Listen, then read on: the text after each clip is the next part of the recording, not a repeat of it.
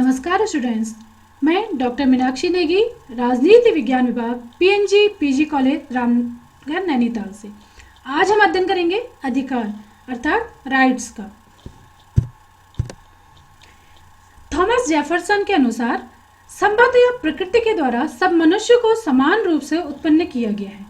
उनके कुछ जन्मजात अधिकार हैं जिन्हें मनुष्य स्वयं अपने जीवन अथवा अपनी संतानों से पृथक नहीं कर सकते, यथा जीवन व स्वतंत्रता, संपत्ति के अर्जन और सुखी जीवन की प्राप्ति का अधिकार। अर्थात ये कुछ हमारी मूलभूत आवश्यकताएं हम इसे कह सकते हैं, जिनको अगर हम अपने जीवन से या अपनी संतानों के जीवन से पृथक करते हैं तो हमारा अस्तित्व नहीं रहेगा।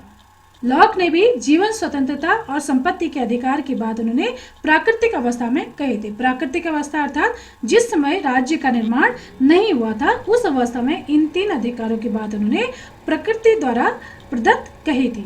ये अधिकार प्रत्येक मानव के लिए आवश्यक है और उनके विकास के लिए अनिवार्य है। अधिकारों के बिना मानव का अस्तित्व नहीं है।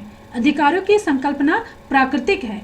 राज्य का प्राथमिक लक्ष्य मनुष्य के अधिकारों की रक्षा और उनका विकास करना है। आप देखते हैं कि जिस तरीके से प्राकृतिक संसाधन है, आप जल को ले लीजिए, हवा को ले लीजिए, प्रकाश को ले लीजिए, पेड़ पौधे, वनस्पति, ये सब प्राकृतिक संसाधन है और ये किसी के लिए ऐसा नहीं है कि अमीर के लिए ये है और गरीब के लिए नहीं है।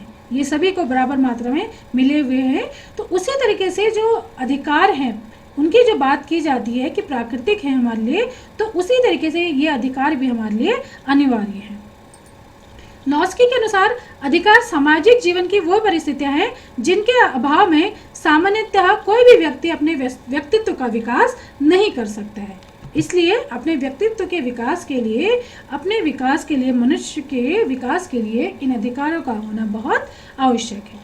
अधिकारों के आवश्यक लक्षण, अगर हम कहें कि अधिकार हमारे पास होने चाहिए तो उनका हम किस आधार पे हम कह सकते हैं कि हमें राज्य द्वारा अधिकार प्रदत्त है। सबसे पहले तो इसका सामाजिक स्वरूप हमें देखने को मिलता है।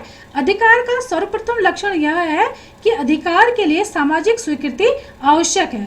अर्थात मुझे कोई अधिकार प्राप्त हैं तो मेरा भी फर्ज बनता है कि जो दूसरों को प्रदत्त अधिकार है मैं उनकी भी रक्षा करूं या उनका भी सम्मान करूं। सामाजिक स्वीकृति के अभाव में व्यक्ति जिन शक्तियों का उपयोग करता है वे उनके अधिकार न होकर शक्तियां हो जाती हैं। तो शक्ति और अधिकार में काफी अंतर है। अधिकार तो राज्य द्वारा नागरिकों को प्रदान की गई स्वतंत्रताएं और सुविधाएं हैं जो उनके विकास के लिए बहुत ज्यादा जरूरी है। दूसरा है कल्याणकारी स्वरूप। अधिकारों का संबंध आवश्यक रूप से व्यक्ति के व्यक्तित्व के विकास के लिए होता है। इस प्रकार अधिकार के रूप में केवल वे ही स्वतंत्रताएं और सुविधाएं प्रदान की जाती हैं जो व्यक्तित्व के विकास के लिए बहुत ज्यादा जरूरी होती हैं और सभी के कल्याण के लिए आवश्यक होती हैं। उसके बाद आता है लोक हित में प्रयोग। जो भी अधिकार दिए जाते हैं वे सभी लोगों के लिए सार्वजनिक तौर पर दिए जाते हैं, तो उनका प्रयोग लोक हित में होता है। अतः यह आवश्यक हो जाता है कि अधिकारों का प्रयोग इस प्रकार किया जाए कि व्यक्ति के स्वयं की उन्नति के साथ साथ संपूर्ण समाज की भी उन्नति हो।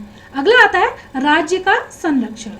जो भी अधिकार नागरिकों को या किसी भी व्यक्ति को प्रदान किए जाते हैं तो उसका संरक्षण राज्य के द्वारा किया जाता है और सरकार का जो अंग है न्यायपालिका के द्वारा अधिकारियों की रक्षा की जाती है। अगला जो आवश्यक लक्षण है वह सार्वभौमिकता। सार्वभौमिकता का तात्पर्य सभी के लिए। तो अधिकारों की जो हम बात करते हैं वे सार्वभौमिक है, अर्थात किसी व्यक्ति के लिए नहीं, किसी जाति धर्म के आधार पर नहीं, बल्कि किसी देश या समाज में रहने वाले सारे लोगों के लिए अधिकारों की व्यवस्था होनी चाहिए। आगे हम देखते हैं अधिकारों का वर्गीकरण। अधिकारों के वर्गीकरण में सबसे पहले हम देखते हैं कि अधिकार दो प्रकार के होते हैं। एक है नैतिक अधिकार, दूसरा कानूनी अधिकार। नैतिक अधिकार के अंतर्गत हम देखते हैं कि जिनका संबंध मानव के नैतिक आचरण से है वे नैतिक अधिकार के अंतर्गत आते हैं। अनेक विचारों के द्वारा इन अधिकारों के रूप में स्वीकार किया गया है और इन्हें धर्मशास्त्र, जनमत या आत्मीय चेतना द्वारा प्रदत्त अधिकार कहलाते हैं। आप देखते हैं कि कई बार आप कॉलेज को आ रहे हैं या कहीं बहुत अति आवश्यक कार्य के लिए आप जा रहे हैं तो आपके साथ कुछ ऐसी घटना हो जाती है या कुछ ऐसी दुर्घटना हो जाती है रास्ते में कोई, तो आप उस कार्य को छोड़कर उसकी मदद में लग जाते हैं। तो ये जो स्वतंत्रता आपको मिली हुई है, या जो आपकी आत्मा जिस बात के लिए कह रही है कि हमें ये कार्य नहीं, ये कार्य करना चाहिए, तो वो नैतिक अधिकारों के आधार पर होती है। दूसरा है कानूनी अधिकार। जो कानूनी अधिकार है ये व्यापक हैं। तो सबसे पहले इसमें आता है जो कानूनी अधिकार है उसके दो प्रकार है, पहला सामाजिक और दूसरा राजनीतिक अधिकार। तो सामाजिक अधिकार में पहला है समानता। तो जाति, धर्म, लिंग के आधार पर कोई भेदभाव नहीं किया जाता है, सभी मनुष्य समान है और कोई भी आपस में एक दूसरे से अलग नहीं है। दूसरा है कुछ स्वतंत्रताएं इस अधिकार के तहत सामाजिक अधिकार के द्वारा दी जाती हैं जो मनुष्य के विकास के लिए आवश्यक होती है, जैसे कि व्यक्तिगत स्वतंत्रता, अर्थात आप अपने लिए एक व्यक्ति के लिए कौन कौन सी स्वतंत्रता है। जैसे कोई अपराध आपने नहीं किया है लेकिन आपको फिर भी बंदी बना लिया जाता है तो बंदी प्रत्यक्षीकरण का अधिकार दिया गया है। उसके अलावा है संपत्ति, अपने जीवन यापन के लिए आप संपत्ति अर्जित कर सकते हैं। विचार अभिव्यक्ति की स्वतंत्रता का अधिकार है। रोजगार व शिक्षा का, या रोजगार आप कौन सा अपना सकते हैं या किस तरह का रोजगार है जो जिसकी योग्यता आपके अंदर है, तो आप उस रोजगार को अपना सकते हैं और कोई भी शिक्षा आप ग्रहण कर सकते हैं अगर उसके आप पात्र हैं। उसके अलावा जीवन, अपने जीवन की रक्षा का अधिकार, और परिवार, आपको विवाह अपनी इच्छा के अनुसार विवाह करने का अधिकार भी दिया गया है। अगला है राजनीतिक अधिकार। राजनीतिक अधिकार का मतलब है, राजनीति मतलब जो आपकी राज्य का जो कार्य प्रणाली है, कार्यपालिका, जैसे राज्य के 3 अंग हैं, व्यवस्थापिका, कार्यपालिका, न्यायपालिका। तो कार्यपालिका द्वारा जो कार्य किए जाते हैं देश में, उसमें आप प्रतिनिधि भेजते हैं या फिर उसमें खुद भी आप उसमें प्रतिनिधि भेजने के लिए मत देते हैं। मताधिकार आपको प्राप्त होता है राजनीतिक अधिकार के तहत। तो ये आपके ऊपर डिपेंड है। गुप्त मतदान की व्यवस्था भारत में की गई है कि आप किसको मत दें, ये गुप्त रहेगा, कोई इसको बाहर लीक नहीं करेगा कि आपने अमुक व्यक्ति को मत दिए है।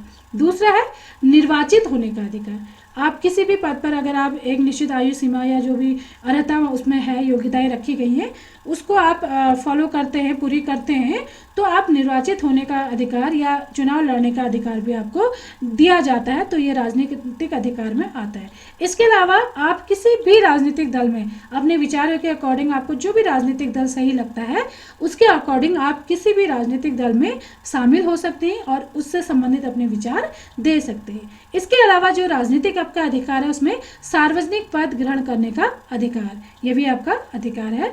अगला है संपत्ति देने का अधिकार। तो किसी भी राजनीतिक दल को जो फंड होता है, जो पैसा दिया जाता है, तो किसी भी राजनीतिक दल को या आप अपनी संपत्ति दे सकते हैं या दान कर सकते हैं। इस प्रकार हम देखते हैं कि जो अधिकार दिए गए हैं वे मानव के विकास के लिए, चाहे वह किसी भी देश के हों, केवल भारत की बात नहीं की जाए, वो अमेरिका का हो, ब्रिटेन का हो, रूस का हो, कहीं का भी हो, वो मानव के विकास के लिए अति आवश्यक है। अगर उसे अधिकार नहीं दिए जाते हैं तो मानव का विकास अवरुद्ध हो जाता है। बहुत सारी ऐसी शासन प्रणालियां हैं, जैसे अधिनायकवाद का हमने अध्ययन किया था पहले, तो इस तरीके शासन में ये अधिकार नहीं दिए जाते हैं। लोकतंत्र की बात अगर हम करें तो जहाँ जहाँ लोकतंत्र होगा वहाँ नागरिकों के, मानव के अधिकारों की बात होगी। कुछ ऐसे अधिकार भी हैं जो विदेशियों को भी दिए जाते हैं। तो ये अधिकार प्रत्येक देश, काल और परिस्थिति में जहाँ लोकतंत्र स्थापित होता है, जहाँ लोक कल्याणकारी शासन है, वहाँ इन अधिकारों का होना बहुत आवश्यक है। किसी भी देश के विकास के लिए पहले उस देश के नागरिकों का विकास होना आवश्यक है। अगर हम कहें कि देश को शक्तिशाली बनाना है, अगर हम नागरिकों के विकास पर ध्यान नहीं देते हैं तो देश बीमार नागरिकों को सही करने में ही लगे रहेगा। वर्तमान में हम देख रहे हैं कि कोरोना के कारण जो व्यापक क्षति देश को हुई है, तो इसमें विकास के बजाय भारत को बचाए रखने की चिंता ज़्यादा है। तो इस तरीके से हमें देखना होगा कि नागरिकों के विकास के लिए हमें सबसे पहले नागरिकों को उनके अधिकार प्रदान करने होंगे और साथ साथ उनके अधिकार देने के साथ साथ उनको दिए गए अधिकारों की, उनको प्रदत्त किए गए अधिकारों की रक्षा की व्यवस्था भी राज्य के द्वारा की जानी चाहिए और एक स्वतंत्र न्यायपालिका प्रत्येक लोकतंत्र में स्थापित होनी चाहिए। जहां अधिकारों की बात होती है वहां स्वतंत्र न्यायपालिका की बात भी अवश्य होती है और नागरिकों के विकास के लिए अधिकारों का होना बहुत आवश्यक है और नागरिकों का विकास इसी के द्वारा ही हो सकता है। इसी के साथ आज का लेक्चर समाप्त होता है। धन्यवाद।